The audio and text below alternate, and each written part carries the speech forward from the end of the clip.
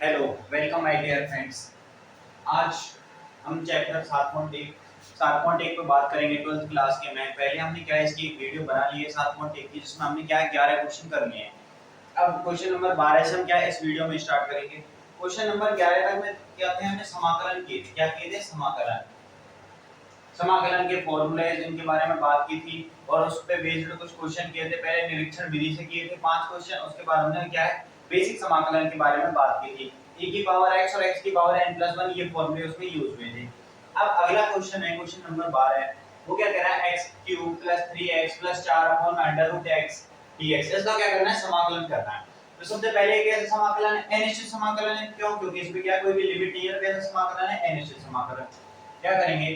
तो यहाँ से हम इसको इस तरीके से सॉल्व कर सकते हैं x³ plus 3x plus 4/√x और ये dx इस तरीके से लिख सकते हैं। इसमें कोई दिक्कत किसी को नहीं। अब क्या करेंगे यहाँ से अगली स्टेप x³ है।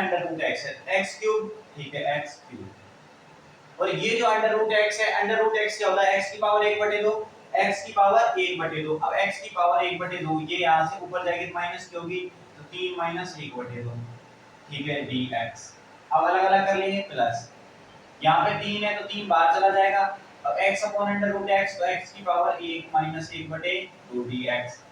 इसी तरीके से यहाँ पे आ जाएगा 4 तो बाहर आ जाएगा, x की पावर -1/2 ऊपर चली जाएगी -1/2 dx। अब ये सभी x की पावर n के रूप के हो गए, तो इसको क्या है थोड़ा सा और सॉल्व कर लेते हैं। यहाँ से आ जाएगा 3 - 1/2 तो 3 दूनी 6 - 1 5/2 तो x की पावर होगी 5/2 dx प्लस 3 1 - 1/2 तो 1/2 तो x की पावर हो जाएगी 1/2 dx प्लस 4 और यहाँ से हो जाएगा x की पावर -1/2 dx। अब क्या है x की पावर n का, यहाँ भी x की पावर n है, x की पावर n है और हम जानते हैं x की पावर n का जब हम क्या करते हैं समाकलन करते हैं तो आता है x की पावर n+1/n+1। इस रूप से होता है x की पावर n का समाकलन। ठीक है, तो करेंगे x की पावर n का, x की पावर n+1 तो x की पावर 5/2 + 1/5/2 + 1 ठीक है। इसी तरीके से प्लस 3 डॉट x की पावर n+1 तो x की पावर 1/2 प्लस नहीं अपॉन में 1/2 प्लस 1 प्लस 4 तो x की पावर n तो यहाँ पे हो जाएगा x की पावर माइनस के 1/2 प्लस 1 अपॉन में -1/2 प्लस का 1 और इसके साथ में n से समाकलन है, यहाँ पे क्या लगेगा c और c क्या है? यहाँ पे कांस्टेंट है। c क्या है? कांस्टेंट है। क्यों? क्योंकि n से समाकलन में हम क्या है कोई भी एक कांस्टेंट ऐड करते हैं। ठीक है, तो 5/2 यहाँ से देखिए 5/2 दो एलसीएम आ गया तो 5 और 2 7/2 हो गया, तो यहाँ पे भी कितना हो जाएगा 7/2 x की पावर 7/2 अपॉन में 2 प्लस 3 डॉट यहाँ x की पावर 1/2 प्लस 1 जोड़ेंगे 3/2 हो जाएगी, तो x की पावर 3/2 अपॉन में 3/, कैसे करना है? ये 1/2 प्लस 1 है तो 2 का क्या करना है? एलसीएम लेंगे, 2 का एलसीएम लेंगे 1 + 2 3 3/2 हो जाएगा प्लस 4 डॉट x की पावर -1/2 ये 1 है तो कितना आएगा? प्लस का 1/2 प्लस का 1/2 अपॉन में 1/2 प्लस में c एक पे यहीं आ गया। और इसको क्या थोड़ा सा सॉल्व करके हम क्या कर सकते हैं? 2 को ऊपर ले आ सकते हैं। 2 को क्या कर सकते हैं? ऊपर ले आ सकते हैं। ये हो सकता है क्या 2 को ऊपर जाएगा तो ये हो जाएगा 2x की पावर 7/2 अपॉन में 7 प्लस 2 ऊपर जाएगा 3 से गुणा होगा तो 6 x की पावर 3/2 अपॉन में 3 और इस 3 से यहाँ से सॉरी ये 3 से 3 कैंसिल हो जाएगा तो ऊपर कितना बचेगा 2, यहाँ आ जाएगा 2 और अपॉन का कैंसिल हो जाएगा, यहाँ पे कितना आ जाएगा 2 ठीक है प्लस अब ये 2 ऊपर जाएगा तो 4 में गुणा होगा तो 4 गुणा तो 8 x की पावर 1/2 प्लस में c तो ये हमारा क्या है फाइनल आंसर है। ये क्या है हमारा फाइनल आंसर है। तो क्वेश्चन नंबर 12वां था 7.1 चल रहा है। कौन सा है? 7.1 का क्वेश्चन नंबर 12वां किया था हमने। क्या किया था? क्वेश्चन नंबर 12 7.1 का। अब क्वेश्चन नंबर 12वां हो गया। 13वां क्वेश्चन जो है वो इसी की तरीके से है। वो क्या कह रहा है 13वां क्वेश्चन देखते हैं, चलो यहीं पे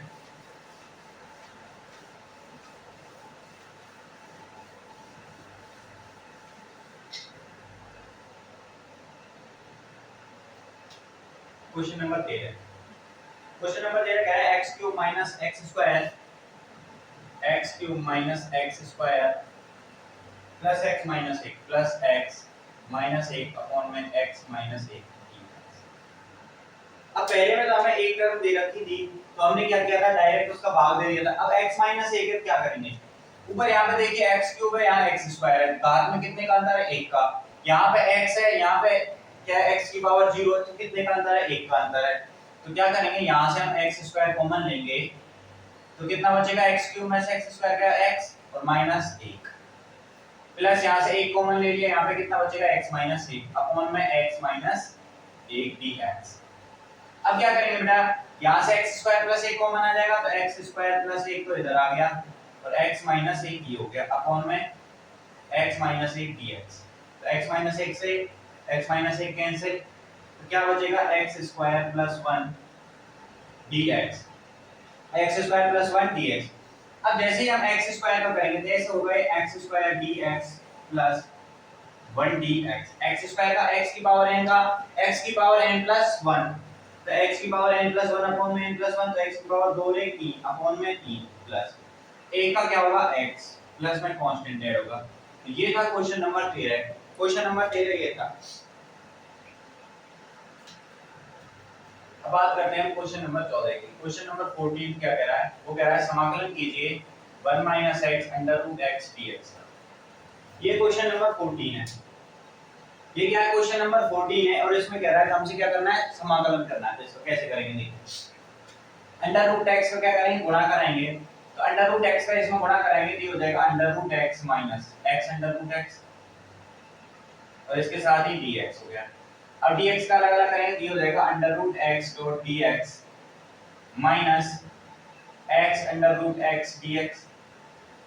अब √x है, इसको क्या लिख सकते हैं, x की पावर 1/2, तो यहां से लिख सकता हूं मैं x की पावर 1/2 इसका dx माइनस, अब यहाँ पे x की पावर 1 ये है और आधी ये 1/2 है और 1 प्लस 1/2 3/2 हो जाएगा, तो डायरेक्ट लिख देता हूं मैं x की पावर 3/2 dx। अब x की पावर n प्लस 1 करेंगे तो 1/2 प्लस 1 करेंगे 3/2 अपॉन में 3 अपॉन में 2 माइनस, यहाँ पे x की पावर 3/2 प्लस 1 करेंगे तो 5/2 हो जाएगी, 5/2 अपॉन में 5/2 प्लस c।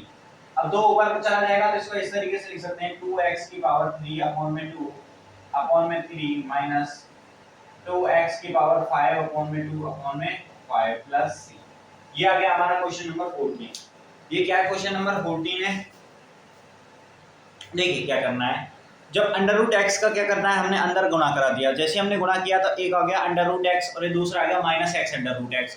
फिर हमने क्या किया, इन दोनों को अलग अलग किया, क्योंकि समाकलन करते हैं तो हमने पढ़ा भी था कल वाली वीडियो में, देखा था कि जैसे ही प्लस या माइनस का होता है तो उसका अलग अलग समाकलन करते हैं। तो बस x की पावर n वाला फॉर्मूला लगाया और उसी से हमारा क्या हो गया, कंप्लीट हो गया। अब बात करते हैं अगले 15 क्वेश्चन पे। अब करते हैं क्वेश्चन नंबर 15। क्वेश्चन नंबर 15 में क्या कह रहा है कि यहाँ पे √x दे रखा है, ये पूरी टर्म दे रखी है, तो क्या करना है, वही √x का गुणा करेंगे, तो ये समाकलन का साइन √x का गुणा होगा तो 3x square dot √x plus 2x √x plus 3 dot √x और dx। ये हो गया। अब क्या करना है, अगली टर्म में हमें पता है x स्क्वायर है, ये 1/2 है, तो 2 प्लस 1/2 कितना होगा, 5/2। ठीक है, तो 3x की पावर 5/2 डायरेक्ट लिखा हमने, यहाँ से 1 प्लस 1/2 3/2, 2x की पावर 3/2 प्लस 3x की पावर 1/2, तो ये क्या हो गया, dx।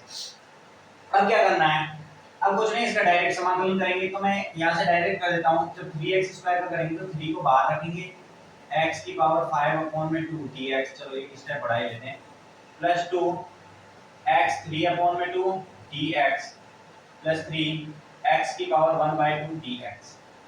इस तरीके से आएगा। जब x की पावर n का करेंगे तो 5/2 प्लस 1 करेंगे तो 7/2 हो जाएगा, तो ये हो जाएगा 3x की पावर 7/2 अपॉन में 7/2 इस तरीके से, प्लस 2 x की पावर 3/2 प्लस 1/2, 1 कितना हो जाएगा, 5/2, तो x की पावर 5/2 अपॉन में 5/2 किया गया इस तरीके से। अब ऐसे यहाँ पे करेंगे तो 3 डॉट x की पावर 1/2 प्लस 1 करेंगे तो x की पावर 3/2, तो x की पावर 3/2 अपॉन में 3 अपॉन में 2 और प्लस में c क्या है, यहाँ पे कांस्टेंट है, c क्या है, कांस्टेंट है।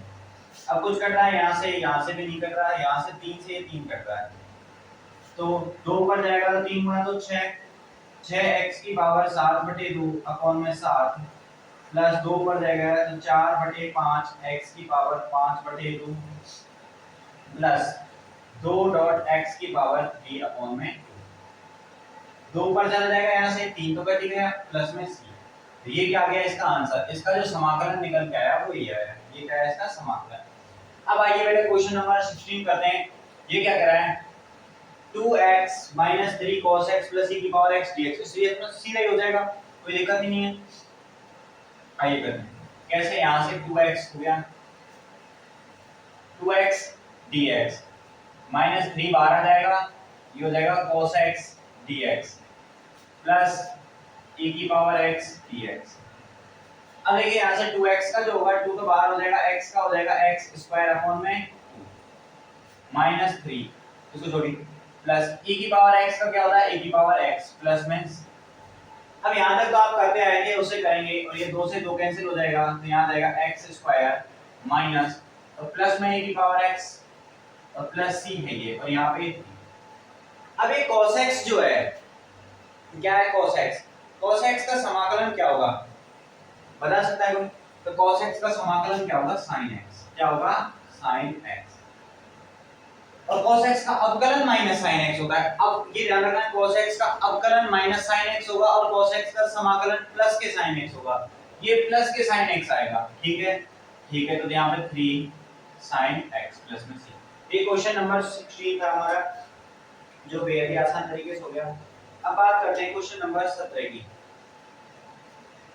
क्वेश्चन नंबर 17, क्वेश्चन नंबर 17 क्या कह रहा है 2x² - 3x 2x² माइनस के 3x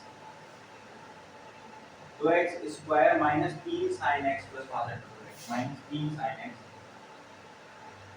plus 5 under root x, ठीक है ये करना है, ठीक है।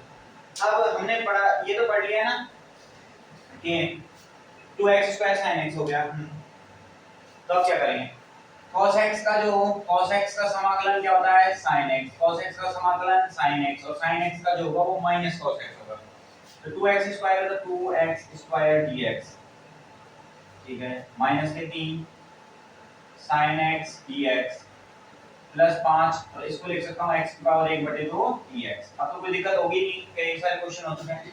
2x² था 2 बार x² का क्या हो जाएगा x³ अपॉन में 3 माइनस 3 sin x का जो होगा वो माइनस cos x होगा, माइनस के cos x लिख देता हूं ब्रैकेट में, sin x का अवकलन माइनस cos x का जो मैंने एक पेपर चार्ट बनाया था उस चार्ट में पूरे के पूरे फॉर्मूले लिखे हुए थे वो आपको देखने तरीके से, ठीक है। प्लस 5 x की पावर 1/2 तो ये हो जाएगा x की पावर 3/2 अपॉन में 3 अपॉन में प्लस c। अब क्या करना है, ये इसको लिख सकते हैं हम 2/3 x³ minus minus plus plus 3 cos x। अब ये 2 ऊपर जाएगा, 2 ऊपर जाके क्या हो जाएगा 10 अपॉन में 3 x की पावर 3/2 प्लस में c। ये क्वेश्चन नंबर 17 था, ये क्या था क्वेश्चन नंबर 17। प्लस में c क्या है, कांस्टेंट ऐड करना होता है, प्लस में c क्या करना होता है, कांस्टेंट ऐड करना होता है।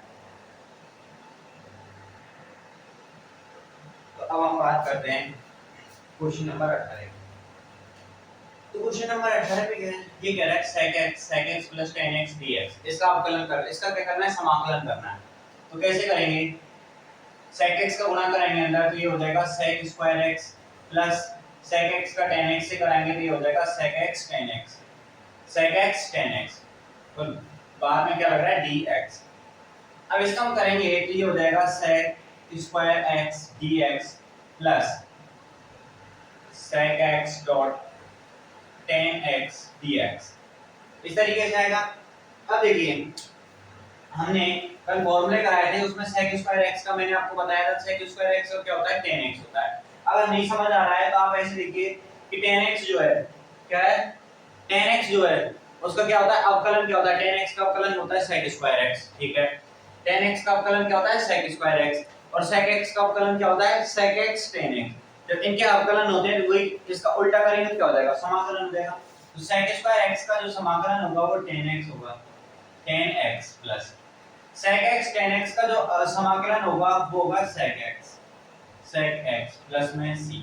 ये क्या है इसका, ये क्या है इसका समाकलन है, सॉरी ये क्या है इसका समाकलन। इनकी sec x का हमने क्या किया, अंतर गुणा कराया, गुणा कराने के बाद sec square x plus sec x tan x किया, फिर इसका क्या किया sec स्क्वायर x का और sec x tan x के फॉर्मूले मैंने आपको कल बताए थे, उनसे कि sec स्क्वायर x जो है उसका समाकलन tan x होता है और sec x tan x का समाकलन sec x। अब इसमें करेंगे sec स्क्वायर x और ये होता है cosec square x।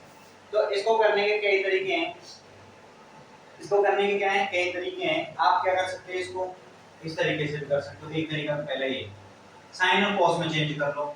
sec square x क्या होता है, यहां पे लिख देता हूं, क्योंकि sec स्क्वायर x बराबर 1 अपॉन में cos स्क्वायर x, तो cosec स्क्वायर x बराबर 1 अपॉन में sin स्क्वायर x। अब ये हम इसको करेंगे sec स्क्वायर x अपॉन में cosec स्क्वायर x, तो 1 अपॉन में cos स्क्वायर x अपॉन में 1 अपॉन में sin स्क्वायर x, तो sin ऊपर चला जाएगा, तो इसको इस तरीके से लिख सकते हैं ना, sin स्क्वायर x अपॉन में cos स्क्वायर x, इस तरीके से लिख सकते हैं। हमने क्या किया, cosec को इस तरीके से बोला, cosec को 1 अपॉन sin के रूप में, अब cosec नीचे तो ये नीचे वाला ऊपर चला जाएगा 1 अपॉन में और ये 1 अपॉन में नीचे आ जाएगा, और इसमें dx। sin अपॉन cos को क्या लिखते हैं हम, tan लिखते हैं, तो tan square x dx, tan square x dx हो गया। अब tan स्क्वायर x का समाकलन क्या होता है, tan स्क्वायर x का हमारे पास कोई समाकलन ही नहीं है, समाकलन के फॉर्मूले में हमारे पास tan स्क्वायर x नहीं है, तो इसका क्या करेंगे, क्योंकि हम जानते हैं कि 1 plus tan square theta is equal to sec square theta होता है।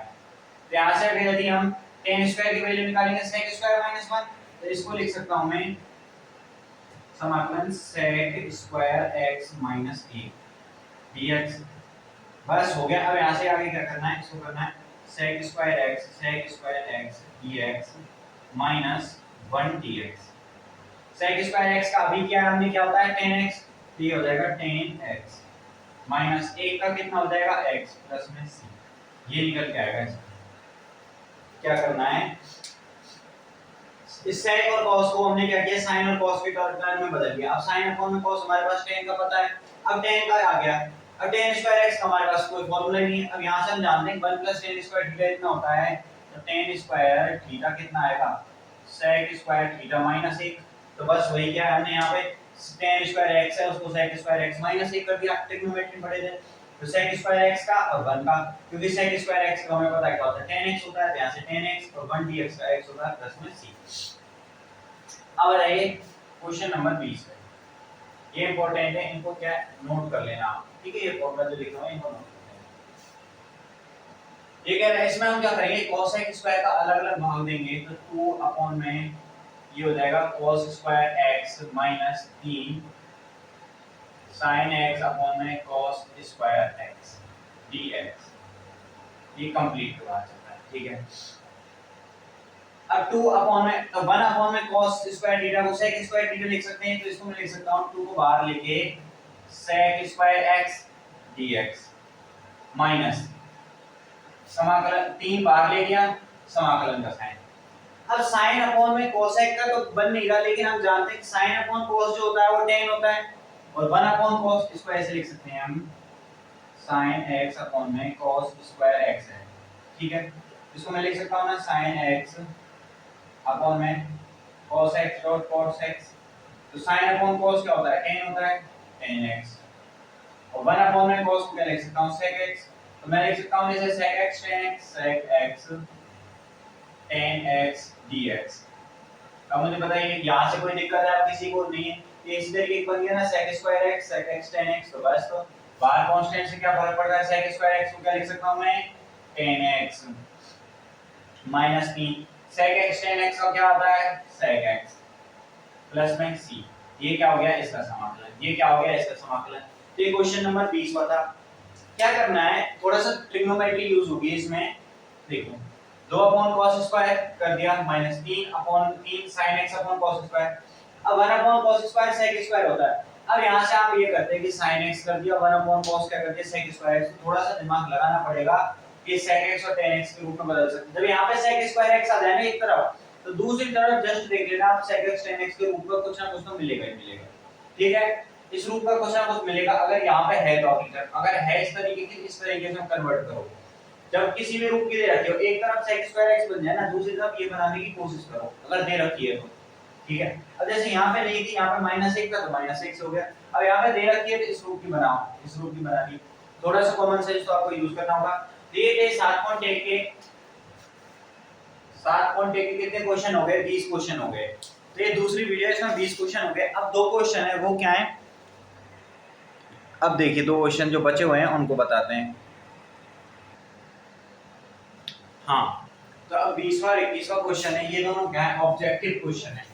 कैसे क्वेश्चन है? ऑब्जेक्टिव क्वेश्चन है। पहला कह रहा है √x + 1 अपॉन में √x dx। इसको भी स्किप करिए, इसको मत देखिए, पहले इसको देखिए। तो क्या करेंगे? √x को क्या लिख सकता हूं मैं? x की पावर 1/2, तो x की पावर 1/2 dx प्लस, अब ये √x नीचे, इसको ऊपर ले जाएंगे, x की पावर -1/2, तो x की पावर -1/2 डॉट dx। तो x की पावर n का x की पावर n + 1, तो n की 3/2 प्लस ये x की पावर कितना हो जाएगा? 1/2 अपॉन में 1/2 प्लस c, यहाँ से 2 ऊपर चला जाएगा तो 2x की पावर 3 अपॉन में 2 प्लस 2x की पावर 1/2 प्लस में c। ये आ गया आंसर। इसको थोड़ा सा और सॉल्व करना है ना, 2x की पावर 1/2 कॉमन ले लेंगे, 2x की पावर 1/2 कॉमन ले लेंगे, यहाँ से x बचेगा, यहाँ से 1 बचेगा प्लस में c। ये दोनों ही आंसर है, जो सा आप करना चाहो कर सकते हो, ठीक है, दोनों ही सही। ये था नॉर्मली क्वेश्चन जो अब तक किए थे उसमें से। अब ये वाले को देखिए, यदि हमसे कह रहा है if d upon dx fx is equal to 4x³ minus 3 upon x की power 4 and f2 is equal to 0, then fx is, फिर कह रहा है fx बताइए। सबसे पहले d upon dfx ले रखा है, तो इसको लिखेंगे d upon में dx fx बराबर 4x³ minus 3 upon में x की पावर। तो ये तो क्या है? इस fx कोई फंक्शन है, उसका अवकलन करके जो मान आया वो ये आया है, ठीक है। और हमसे कह रहा है कि f2 का मान दे रखा है, तो fx निकालना है, हमें fx निकालना है, मतलब सीधी बात ये देखिए fx निकालना है। ये अवकलन का फॉर्म है, इसका यदि हम समाकलन कर देंगे तो हमें वैल्यू पता चल जाएगी। तो इसको क्या करेंगे? समाकलन करने पे क्या करेंगे? समाकलन करने पर, समाकलन करने पर जैसे ही समाकलन करेंगे ये तो कैंसिल हो गए, यहाँ पे इधर साइड क्या बचेगा? fx बचेगा, क्योंकि मैंने कल आपको बताया था कि dx जो है वो समाकलन का साइन आएगा, समाकलन फिर अवकलन एक दूसरे को कैंसिल कर देते हैं, ठीक है। fx बराबर यहाँ पे ये हो जाएगा 4x³ -3 अपॉन में x की पावर 4 dx। करिए चलो, तो dx 4 का इधर करेंगे, 4x³ 4x³ dx, इसका क्या करेंगे? समाकलन माइनस के 3, ये हो जाएगा x की पावर -4 x की पावर -4 dx। 4 बाहर ये x³ का हो जाएगा x की पावर 4 अपॉन में 4 -3, ये हो जाएगा x की पावर ऊपर हो जाएगा x की पावर -3 अपॉन में -3 प्लस में c। ये -3 से ये 3 कैसे माइनस माइनस प्लस कर देगा, ये 4 से 4 कैसे, ये हो जाएगा x की पावर 4 माइनस माइनस प्लस, और ये हो जाएगा x की पावर -3। x की पावर -3 को लिख सकता हूं 1 अपॉन में x³ प्लस c। तो x की पावर 4 प्लस 1 अपॉन में x³ प्लस c, ये आ गया। अब हमें कह रहा है कि f2 बराबर 0 है, ये किसका मान है? fx का मान। यदि x की जगह मैं 2 रख देता हूं तो यहाँ पे f2 रखेंगे तो 2 बराबर कितना दे रखा है? 0 दे रखा है, यानी कि x की पावर 4 करेंगे, x की पावर 4 यानी कि 2, 2 की पावर 4 प्लस 1 अपॉन में 2 की पावर 3 प्लस c, और ये किसके बराबर है? 0 के बराबर। इसको थोड़ा सा यहीं पे सॉल्व कर लेते हैं। 2 की पावर 4 का मान होता है 16, क्योंकि 2 गुणा 2 4, फिर 2 गुणा 2 यानी 2 गुणा 2 गुणा 2 गुणा 2 4 बार 2 गुणा 2 गुणा 2 गुणा, तो 2 2 4 4 2 8 8 2 16, तो कितना हो गया? 16 प्लस 3 बार करेंगे तो 2 गुणा 4 और 8 हो जाएगा प्लस 1/8 प्लस में c, और बराबर किसके? 0 की जगह है। तो 8 क्या आ गया? ले से आ गया, 8 क्या आ गया? ले से आ गया, और 16 गुणा 8 करेंगे तो 8 गुणा 4 8 48 को 8 को हां से लगी 8, हां से लगी 4 और 8 एकम 8 8 4 12 प्लस में 1 प्लस c बराबर में क्या है? 0 है, ये यहां पे 0, यानी कि 28 और 129, तो 129 अपॉन में 8 प्लस सी बराबर 0 है, तो यहाँ से सी का मान कितना आ गया माइनस के 129 अपॉन में 8। सी का मान ये आ गया, सी का मान कितना निकल के आ गया हमारे पास, सी का मान निकल के आ गया 129 माइनस के 129 बटे 8। अब ये सी का मान जो है ये समीकरण, इसको समीकरण नंबर 1 दे देता हूं, तो यहाँ पे देखना समीकरण 1 में सी का मान रख दी।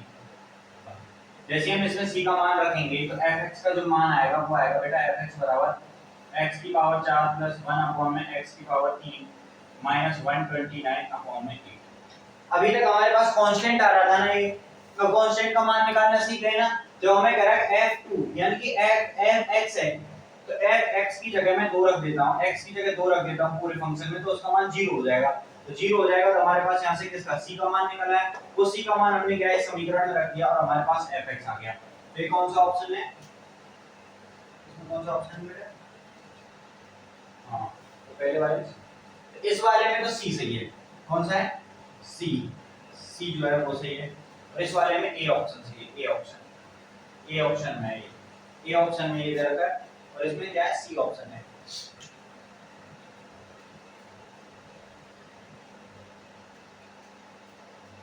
अच्छा यहाँ पे रुको, ये हो जाएगा 3/2, ये 2/3 हो जाएगा, 2/3 ये कॉमन आएगा, तो यहाँ पे x/3 कर देंगे, कोई बात नहीं, इस तरीके से कर लीजिए। ठीक है 3/2 है ना, 2/3 हो जाएगा। हाँ 3 लगाना भूल गए इस चक्कर में। तो ये था आपकी 7 पॉइंट एक यहाँ पे खत्म होती है। 7 पॉइंट एक के टोटल 22 क्वेश्चन थे, हमने 22 के 22 क्वेश्चन यहाँ पे कराए हैं, एक क्वेश्चन यहाँ पे आपको कराया गया है, तो 22 क्वेश्चन अब कंप्लीट हो गए यहाँ तक। अब आगे हम जो है 7.2 स्टार्ट करेंगे। 7.2 में थोड़े से अच्छे वाले क्वेश्चन आएंगे, तो तब तक यहाँ तक इसको क्या है उतारिए और इसको कंप्लीट कीजिए।